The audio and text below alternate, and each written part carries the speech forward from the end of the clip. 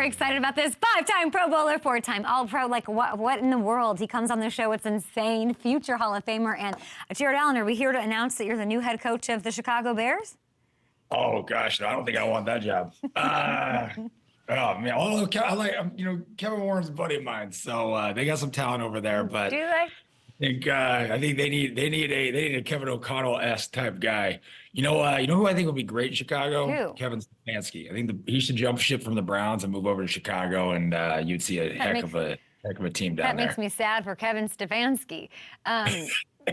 You're smiling, you're laughing, you're jovial, affable. Are you not like in the pits after this loss? How are you feeling? What happened last night? Yeah, well, I was driving back from Florida last night, so with the fans, we were listening to it, and I'd rather lose this one than lose in the playoffs. I mean, it just I think my concern lies in the Sam Darnold. I don't know how many big games he's actually been in, so my only big concern is is this indicative of how he's going to play in high pressure games, because there was a lot riding on this. But, I try to give everybody grace and understand you're going to have your off days. I mean, it's a long season. You're grinding. You're 14-3 is nothing to snub at. Unfortunately, it gets you the 5 seed in the NFC this year, so that sucks. So no, I'm not overly concerned. I think we could have used the bye week though to let that defense rest a little bit. But I mean, you saw glimpses of how good we could be. We got to capitalize in the red zone. I mean, I think for me, you got to stick to the run. You got to run the ball more. To be honest. I think that's that sweet sauce, right? You start chasing, you're gonna, Kevin's a great coach. You got to do what you got to do. But it was kind of close. So why were they chasing? Like, I'm looking at Kevin, I'm like, it wasn't that wild. It was close throughout. You didn't need to force it. Yeah, I agree with that. I think sometimes you go for the juggernaut, right? You're trying to pull up your best play, get your best players involved. I'm a different type of guy though. I'm running the ball probably 4 times in a row from the 5-yard line every single time. and you see what happened. The Lions did a great job sticking to the run. I mean, they were defense was doing a great job early, creating turnovers, stopping the run. Nothing was getting too crazy, and then Jamar took over towards the end, second half. And went loose. And that was kind of the difference. I think that separated it. But you take that first half, and that score could have easily been flopped if we put the ball in. I think we were in the red zone inside the 5, 4 times. What are you like driving with your family, listening to the biggest game Sam Darnold's ever played? 3,500 Dodge Ram dually pulling a dump trailer. What are you like though? Are you like swerving a little when something goes wrong? Like, what are you? No, the weather Sam's sucks, overthrowing receivers, and you're like beeping. Are you? You can't even swerve these days in these cars. They got like autocorrect. Oh, They don't let you get too close to cars these days. It's pretty much hands free. But we had some pretty bad rainstorms in Alabama, so we had to lock it in. Oh gosh. So the thing is, and I like you're sort of walking this fine line of like, well, I'm not that worried, but this is the biggest game he's ever played, and you didn't see 100%. it. But you didn't see his 100%. face. Yeah, but Jared. I see him. Yeah. He looked nervous. Sure. I think that's. I'm sure Vikings fans will disagree. I think it's fair to say he looked. Well, I mean, you can nervous. just tell by when you're overthrowing your stuff like that. You use a team that got more adrenaline going on, right? My big concern is for any team, and it's not just Vikings. It's when a defense can show ways to agitate you, or when you expose the team. I'm not saying the Vikings were exposed by any means here, but I'm saying a team, a player, when you create a formula that happens to work, other teams try to recreate that. McVay down there obviously has a lot of history with Kevin, so they're gonna know each other inside and out, and attack each other's weaknesses pretty strongly. So again. I look at it as a chance to go avenge a loss we should have had back there, and with a handful of weeks ago, and keep it moving. How do they bounce back? I mean, it's easy to say they've already lost to this team. They're coming off a loss. Now they have to go on the road and face the team in the biggest game of Sam Darnold's career. How do they bounce back? Well, I think you have to address it as what it is. You can't brush it under the table, right? You can't just sit there and be like, oh, it's a loss for 14-3. You can sing the kumbayas and praises for what a great season it is, but the reality is you got your butt kicked in the on the road in the divisional championship game for the number 1 seed in the playoffs. So I think you just got to address that as it is, be honest with yourself. Defense got to understand no matter where the game goes, you got to play to the end. That's what the Lions just kept. Goff didn't play a great game. That's not like Goff, was yesterday, but their defense just kept giving them chances, right? And they kept sticking to the run game. They kept running the ball. So I think, go back to what got you there. I always look at, I'm a big fan of the UFC, and I got a lot of friends that fight in the UFC, and you'll see guys that make these amazing runs. They get to a title fight and they completely try something different. It's like dance with the girl that got you, right? It's just go, stay steadfast in what you do. And if you lose doing what you do, that's one thing. But I don't think, I can't remember, I don't have the stats in front of me, but I mean, I can't remember. I think they had almost 30 pass attempts by halftime, which seemed odd to me. So I think, you go back, like I said, you're just honest with the players. Everybody takes ownership, and then you drop it and you say, hey, we got to go beat a team that we are very capable of beating in the Rams. And then you get another crack at the Detroit, and the win in the divisional round will be sweeter than the division title. I hope that for the Vikings and that fan base. If I'm the Rams, I'm trying to think, and you're a defensive mastermind playing the game at the level that you did. I hear what you're saying. It's almost good this happened. Like if the Rams decide to go right now and play the same thing, play man, blitz like the Lions did, is that a good idea? Because it's KOC might be ready for that. Justin Jefferson, if you do that, he could go crazy. So if you're the Rams, are you using that game plan? Is it too trite to say, let's recreate what the Lions just did and roll this out again, and it's going to F them up? You're probably not going to try to recreate it, verbatim, but you're definitely going to take pieces of it. I mean, if it's me, I'm starting the game that way. Heck, I might throw a zero blitz at him to start the game, really? just to see where his head's at, right? I look back to the days when we used to play Detroit when they had Megatron, or we played Arizona with Larry Fitzgerald. I mean, we just bracketed them. We just said, okay, we're going to make anybody else beat us, right? So if I'm the Rams, I'm doing that. I'm bracketing. I'm double teaming Jefferson all day. And I'm sitting in the house at Sam, and we're going to see what happens. And then you obviously you can adjust on that. But the Vikings are the same way, right? I think we're one of the blitz happiest teams in the league, and I mean defense I thought played pretty solid up until the end. But I think in the first half we were playing more zone. I don't think we brought a whole lot of pressure in the first half really. So again, I think if the coaching staff and the team is who I think they are, and I think very highly of them, I absolutely love what Minnesota is doing and the personnel and the people they got there. I think it's some hard self-scout just on this one game, and you say, okay, let's fix this.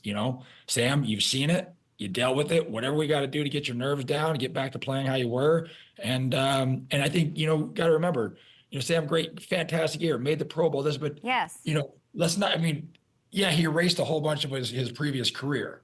But you still got to treat him. I'm not saying with kid gloves, but you got to bring him along. He's not the seasoned vet who's been in all these crazy games, who's used to winning 14 games a year. He's not used to the Pro Bowl level of caliber and the expectations that come with Pro Bowl level of caliber. So treat him like the guy you brought in back in August or whatever it is, and go win 14. What do you got to win? 4 more games to win a Super Bowl? Gosh darn it, Jared Allen, you sound like a freaking coach. Now, heck, they're paying coaches some decent money, so I guess. I don't know. Here you are talking about getting your quarterbacks. You're talking about culture. You're talking about like the human aspect. Then you're throwing zero blitzes to see if he's shaken up and seeing things out. Like have you ever thought about it? Have you ever given any serious thought about it, or too much? Yeah, no joke. I always laugh with my wife. I said, I actually did some consulting with the Broncos last year, and just some pass rush stuff down there. But I have no desire to work till 2 a.m. I told my wife I could probably be a head coach at some point, right? Because I'd have to control the schedule. Yeah. My kids are used to seeing me, so that doesn't change when they're 13 and 10. But I was joking before I hired Kevin. I was joking with Rob Brzezinski. I was like, that's the one spot I could have probably been the head coach because the fans love me. And I think this is where people get wrong in the NFL, or even coaches in general. They expect their head coach to be these masterminds, right? Now, again, Kevin happens to be an offensive genius, whisper, which is great. But too many times they get these head coaches that are great offensive, defensive coordinators, but you don't know how to delegate. You don't know how to create an atmosphere of like upper management where you need to let your coordinators coordinate. You need to and then let that trickle down. So yeah, I always joke that if I did it, you don't need to know anything. You don't really need to know anything about play calling to be a head coach. You need to know game management. You need to know how to create an atmosphere within the building that's going to lead to success, because winning habits are taught just as much as losing habits are taught. And you have to know how to build that team, and then ride with that team, have trust in that team. I always laugh when you see head coaches pull play calling duties from somebody or relinquish play calling duties, and you're just like, dude, you might as well fire yourself because you don't even believe in yourself or the people you got. So I view coaching as slightly different than what the norm is. No, I love this. It's what KOC does really well. It's what Dan Campbell does really well. Both of those very teams. much so. Yeah. That's the thing with Dan. You don't see Dan interjecting on his offensive coordinator. You know who's calling the plays. Yes. Obviously they're gonna have meetings. Dan has a great presence, and he's overhead. But then you look at the D coordinator. You know who's calling it. And you look at Brian Flores. You know Brian Flores is calling those plays. And it's Stefanski happens. I mean, Kevin KOC happens to be a great mind and stuff like that. So, I think that's where, for me, the coaching side is like, ooh, there's become this culture. The fact that you're even a little interested is news to me, which I thought you would have, I would have bet your ranch that you would not want to be interested in that. It would have to be the perfect scenario where it's like, I got about 20 I think you're right. I don't know. I think you've been in your bubble a little too. The fact that you're wrong. I would just say this right now. You are wrong to think that you would not be welcome with open arms in like every city that is looking for a head coach. You think like that's the only place you'd have success because they love you. Chicago, like hello. Well, I would have. Let's put it this way. I'd have Grace in Minnesota. Oh yeah, that does matter. Well, have you seen this KOC story? You might have your chance here. Let's make a little news because KOC's going into his last year. Teams are going to be making trade offers to get this one of a kind guy, and then you might get your shot there. If the Vikings called you and said, would you be interested in head coaching at some point down the line, would you take the call? Absolutely. You're dumb not to take the call. I took the call from Sean Payton when I was in Hawaii on spring break with the family, and he was offering me a job, and I was like, ooh, we gotta figure something else out here. Is that known that you were there? Why didn't I know that you were there? I'm sure it was reported and I just didn't notice. Yeah, I wasn't in like any formal coaching role. That's the way you like it. Yeah, so you know what it is? I don't, to be honest, and this is just being honest, I love working with players. Like I love teaching the art of pass rushing, and I mean not just pass rushing, but football in general. I love teaching other people what I know. I got zero, like the game planning stuff was cool to see. It's the hours that coaches put in, it's cool to see. But at the end of the day, if I'm spending, I better win every game if I'm there until 1, 2 in the morning. I mean, there's better ways to do it if you know. So I enjoy the part of being able to work with players as far as all the drawing up cards and all the nonsense. I'm like, let's just give me the playbook. Let's install it. Let's roll. I'd love to see it. In all seriousness, like I'm saying, there will be calls for KOC for a trade. If you're the Vikings, the phone's off the hook, right? You're not answering any call. There's no world where you're... No, and if I'm Kevin, my agent is my agent is leveraging every single open job out there, like the Bears job in the division with Kevin Warren and a first pick number 1 quarterback. So they're gonna have to pay him. I think Kevin might get for him. Might be the highest paid coach, which he deserves. I mean, look what he's done since he's been there. We would be crazy to let him go. And I don't think anybody would give what it would take to get him. He'd probably have to give up 3, 4 first rounders for him right now. And then it'll be very interesting to see what happens after this Rams game. We'll take a short break and talk about it after. But, if Sam Darnold doesn't perform, what do you do with Sam? What happens with Sam's? Well, that makes Quasi's job easy. That's kind of fair. We're in a TV break, but we're still live on YouTube. I want this for the Vikings. I wanted them to get the 1 seed. This is, and I've said this to you before, they're the most heartbroken franchise in the NFL. They get to the big games, it doesn't work. You were part of some of these amazing teams. You've had generational players. I think that the Vikings fan base is the most tortured. Do you buy that? Is there something there? 100%. I mean, it's just, even if it's in the big game, whether it's the NFC Championship game with what happened to us in 2009, or you look at the 4 year where they went 4 straight. No, that was the Bills went 4 straight years, but they went to 4 Super Bowls. Similar, though, yeah, similar. So but yeah, even a mini miracle happens, and then it's ripped from you the next. You look at Case Keenum, right? They come in. You get in, the taste. They go to the NFC Championship game and they get drugged by Philly. I was like, oh my goodness. I think you're right. I buy into that. They're tortured. I had a lot of hopes for this game based on last week's game. I thought the Vikings just looked lights out at home. And so I was thinking they were going to do better up in Detroit. Yeah. But the reality is, again, you got to win when it matters, and that takes time. It does. It takes it. That's a culture build. I think you look at the bulk of what Kevin's building over there, and you're starting to see it. I think you look at, for me, one thing I'm excited about, especially with the playoffs, is how many close games we've won. And that takes players with fortitude. That takes players that see the long vision, right? That aren't shook in the beginning of a game and stuff like that. So, you kind of try to let this one slide, but like you said, history's tough with Minnesota, and you see these all of a sudden. But does it affect the winning? Because people are like, there's people on the Jets saying this team is cursed. We can't win no matter what. You can look at the Bears or the Jets. Like, does that exist with the Vikings or Buffalo even? No, because I don't think it exists because we're winning the regular season, right? And the reality is that, the only difference between the regular season and playoffs is you lose, you go home, right? So there's just got to be a heightened sense of urgency in those situations, and there's got to be an expectation. So I think what happens with franchises like the Jets, and it could be a little bit in the Vikings, but there's not enough. I don't think there's enough of upper management still there that would carry over this long. Is you have to have an expectation of winning. You can't have a mindset like, oh, we made it. Like I felt when the Vikings went 13 games, Kevin's first year, we played the Giants, right? Mm-hmm. I felt like because we won so many close games that year, and there was no expectations of doing it. It was like this. There was like a, wow, we made it type of feeling, and then you get waxed by the Giants. I don't get that sense this year, right? What about when you played? When you played, did you have the mentality of we can win, or did you have a thing? Oh, we went in New Orleans 100%. We expected to win every game. Mm-hmm. Brad Childers, I give Brad doesn't give as much credit as for being such a great coach that he was. Brad actually has a pretty solid winning record, and I love Brad to death. But Brad's expectation was winning, plain and simple. I was trying to find news. We had incentives yesterday, like week 18, like who got what, who, whatever. I couldn't find an incentive thing for you. It's kind of hard to track down. But I did find, speaking of your guy, Brad, when you signed with the Vikings, you received a signing bonus of $15,500,069. Who are you? Rob Gronkowski? Like, that was all the Vikings. Are you 8 years old? The Vikings were trying to be clever. Oh, they did that, not you. Well, not me. They were trying to be clever. Oh, it worked. It worked clearly. Yeah. So, and then I have a great agent too. So he positioned me well. So they had to make good on all those across the board, especially when we brought Brett in. Jared, we're gonna get you a head coaching, at least a bid somewhere, so you can leverage, get a marketing deal. Hey, you know what? If the wife and kids are on board, I'm always on board. Love that. I just gotta have some time in the off season to still rope and do my fun stuff. I'm still not over the fact that I was at the Broncos in August and didn't know that you were secretly somehow like taking an envelope of cash in the back parking lot for working. No, not this year. Last year. Last year. Did you work with Nick Bonito?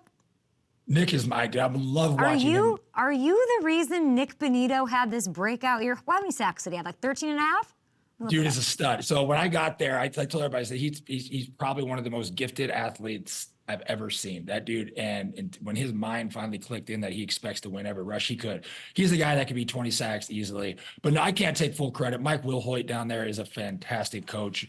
Mike was a player. Mike gets it. Mike knows how to manage his room really, really well. And take the credit, Alan. Jamar Kane down there, he's the D-line and pass rush coordinator. So I worked with Jamar a lot. He came over from LSU. He was Nick's coach actually in college. And so they have a good group of guys that know how to know. And that's probably I would say the biggest thing. When you see a player elevate or drop based on moving or where he's at, look at coaching changes, right? Because how information is relayed to players is a big deal. You got to understand a player's mindset, what you can give them, but more importantly, what you can't give them. Some people you can't give too much information to. And I think Mike and Jamar have a great feeling for their players. And you see what they've done. I think 2 years ago, they had 36 sacks down there, and they were 63 this year. Spoken like a head coach, giving credit to everyone else. This kid has more sacks than TJ Watt. People are wondering about the breakout performance of Nick Bonito. Look no further than future Hall of Famer, future Pro Football Hall of Fame finalist for 2025. Well, what? Tallies on those, goodness. I mean, I don't think those are actually things you want to keep tallying. 5 years. That sounds like. Ooh. Do you hate that? 5 years. I mean, I wanted to ask you, but I don't even know what to ask you at this point. What's your how is it different? How do you feel now from the first time you were a finalist? First time was cool. First time was like, oh wow, I've never been nothing but a finalist, so I'm like, I don't really know what those other feelings are like. First time was cool. Second time, you're expecting to get back there. I thought I was getting in my second time. Yeah. And then every time after that, I've just been like, this is stupid. Don't say that though. I think that doesn't. I think you need to politic a little bit. I think we need to like. I can't. I can't kiss the ring. I'm not politicking. I'm not that guy. If my work doesn't stand by itself, then tell me that. Don't let me in. But I think you look about everybody I'm surrounded by. Nobody did it better than me when I was playing. That's facts. Nobody had more sacks than me in the 12 years that I played. And some guys had multiple years on me. Yeah. So. If I'm not good enough on my resume, then tell me that. Don't let me in. Tell me, kick me off the list. What do you think's holding you back? Or them back? It's not up to you. Again, I don't know. I control what I can control in my life, and that's not something I can control. I did my work, and I move forward that way. So yeah, I don't know what the deal is. I don't know how the game is played. I don't really care to know. Again. I got my personal feelings, and it is what it is. You sacked a future Hall of Famer too. Hopefully, you get in there. Aaron Rodgers leaves the field yesterday. I was thinking about your relationship with him. Of course, like you can't write, in my opinion, like my history of loving the NFL without watching, you go after the Packers and you with Rodgers. What are your thoughts? Like, do you think he's done forever? You know what? I love competing against Aaron. I really did. I think he's a hell of a quarterback. I don't know about the darkness retreats and that kind of stuff. That can be a little weird, but I've never had nothing but good conversations with him and respect for him. He's nice to my wife and kids, so that's how I judge people. I would hope he could go out on a higher note than this, but at the same time, Father Time gets us all, and it just might not be. It might not. I just think he deserves to go out on a better note. That's why. Although I don't know where that is, where that could be. Tennessee, the Raiders, maybe, but is that a better note? Yeah, but you want to go to a crappy team? Yeah. The Jets dumped so much money in there. And you go back to earlier when you said, I think, like, Jets are cursed. I think you got to look at, that leadership. You just go back and look at the common denominator, right? Look at Dallas. Jerry's like, I'm going to die in this seat. Well, then you're probably not winning another Super Bowl because the game has passed them by, right? Because it is what it is. It's kind of a younger coach's game. It's a younger man's game. I think, I don't know Woody Johnson up there, but if you're just looking at the history of how the team has been run since they've had winning seasons, he's the constant. And, it's a math equation. Change the constant, you might get a different variable. What's the check I'd have to write you to go do an ayahuasca retreat with Aaron Rodgers and film it like on Enigma? Oh my gosh! What is the number? I want the number. I'm not into that whole drug thing. I don't like my mind to be tripping. Goodness, it'd have to be pretty penny. Although it'd probably be pretty funny. Although, I read an article. Someone's like, I found death or hell, and then I don't need to go to hell to find myself. I know who I am in Jesus Christ. So that's right. If it's not good enough, I love how you think you wouldn't go for like $1 million, like $1 million and 69 cents. Are you going? No. You wouldn't go for $1 million? You guys, that's when college me, I'm in. You're like, I saw worse in college. I made enough money. I don't need to do weird stuff for money anymore. I'll leave it like this. 8 double-digit sack seasons, led the league twice, and that's all you need to know. Dear Ellen, great to see you. Happy New Year, the best. Good luck to the Vikings. Happy New Year. Take care.